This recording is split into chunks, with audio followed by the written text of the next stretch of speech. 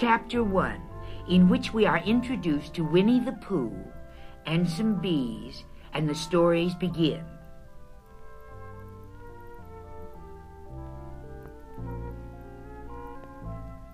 Here's Edward Bear coming downstairs now, bump, bump, bump on the back of his head, behind Christopher Robin. It is, as far as he knows, the only way of coming downstairs, but sometimes he feels that there really is another way, if only he could stop bumping for a moment and think of it. And then he feels that perhaps there isn't. Anyhow, here he is at the bottom and ready to be introduced to you. Winnie-the-Pooh.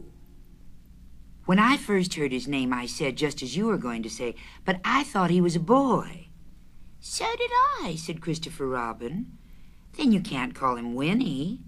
I don't. But you said, he's Winnie-the-Pooh. Don't you know what the means?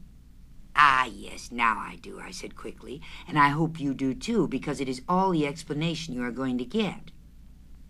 Sometimes Winnie-the-Pooh likes a game of some sort when he comes downstairs, and sometimes he likes to sit quietly in front of the fire and listen to a story.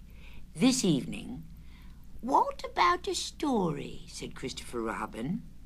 "What about a story?" I said. "Could you very sweetly tell Winnie-the-Pooh one?" "I suppose I could," I said. "What sort of stories does he like?" "About himself, because he's that sort of bear." "Oh, I see." "So, could you, very sweetly?" "I'll try," I said. So I tried. Once upon a time, a very long time ago now, about last Friday, Winnie-the-Pooh lived in a forest all by himself under the name of Saunders. "What does under the name mean?" asked Christopher Robin. "It means he had the name over the door in gold letters and lived under it." "Winnie-the-Pooh wasn't quite sure," said Christopher Robin. "Now I am," said a growly voice. "Then I will go on," said I. One day, when he was out walking, he came to an open place in the middle of the forest, and in the middle of this place was a large oak tree, and from the top of the tree there came a loud buzzing noise. Winnie-the-Pooh sat down at the foot of the tree, put his head between his paws, and began to think. First of all, he said to himself, "That buzzing noise means something.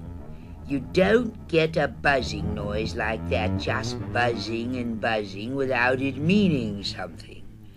If there's a buzzing noise, somebody's making a buzzing noise.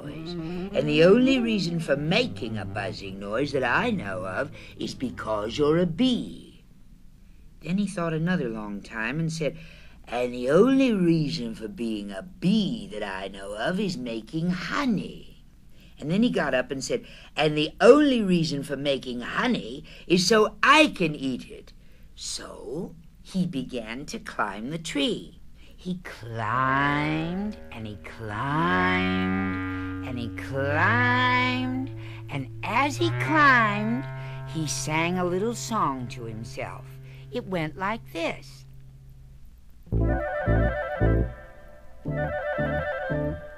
Isn't it funny how a bear likes honey? Buzz, buzz, buzz. I wonder why he does. It's very, very funny how a bear likes honey. Buzz, buzz, buzz. I wonder why he does. Then he climbed a little further and a little further, and then just a little further. By that time, he had thought of another song. It's a very funny thought that if bears were bees, they'd build their nests at the bottom of trees. And that being so, if the bees were bears, we shouldn't have to climb up all these stairs. I wonder why he does. Buzz, buzz. He was getting rather tired by this time, so that is why he sang a complaining song. He was nearly there now, and if he just stood on that branch... Ah! Oh, help! Said Pooh as he dropped 10 feet on the branch below him. If only I hadn't... Ah! He said as he bounced 20 feet to the next branch. You see, what I meant to do, he explained as he turned head over heels, and then he went ah! And crashed onto another branch 30 feet below. What I meant to do was ah! Of course it was rather ah!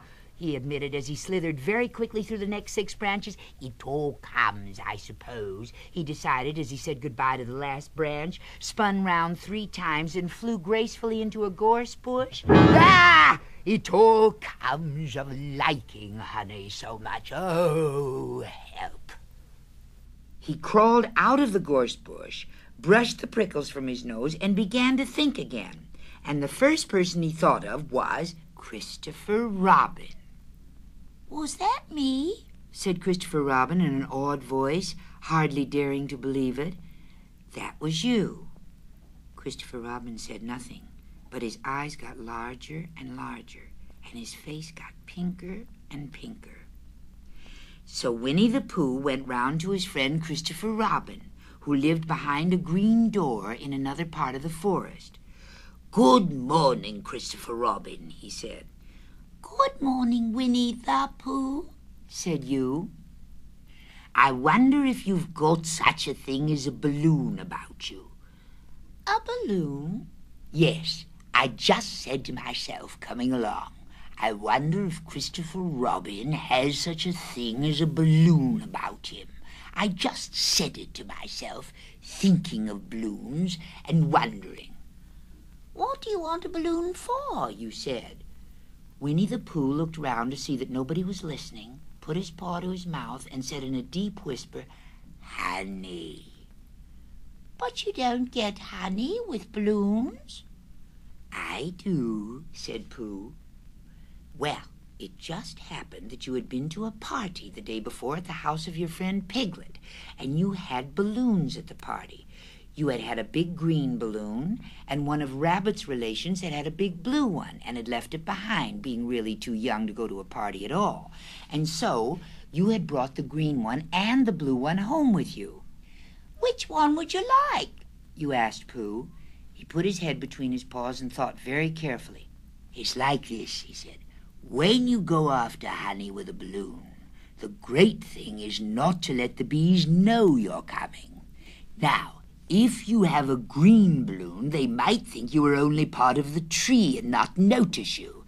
And if you have a blue balloon, they might think you were only part of the sky and not notice you. And the question is, which is most likely?"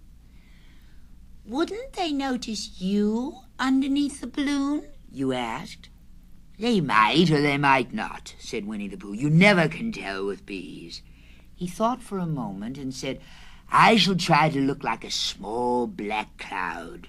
That will deceive them." "Then you had better have the blue balloon," you said, and so it was decided. Well, you both went out with the blue balloon, and you took your gun with you, just in case, as you always did. And Winnie-the-Pooh went to a very muddy place that he knew of, and rolled until he was black all over. And then, when the balloon was blown up as big, and you and Pooh were both holding on to the string, you let go suddenly, and Pooh Bear floated gracefully up into the sky and stayed there, level with the top of the tree and about 20 feet away from it. "Hooray!" you shouted. "Isn't that fine?" shouted Winnie-the-Pooh down to you. "What do I look like?" "You look like a bear holding on to a balloon," you said. "Not," said Pooh anxiously, "not like a small black cloud in the blue sky." "Not very much." "Ah, well, perhaps from up here it looks different. And as I say, you never can tell with bees." There was no wind to blow him nearer to the tree, so there he stayed. He could see the honey, he could smell the honey, but he couldn't quite reach the honey. After a little while, he called down to you. "Christopher Robin," he said in a loud whisper. Hello. "I think the bees suspect something." What sort of thing? "I don't know, but something tells me that they're suspicious." Perhaps they think that you're after their honey. "It may be that. You never can tell with bees."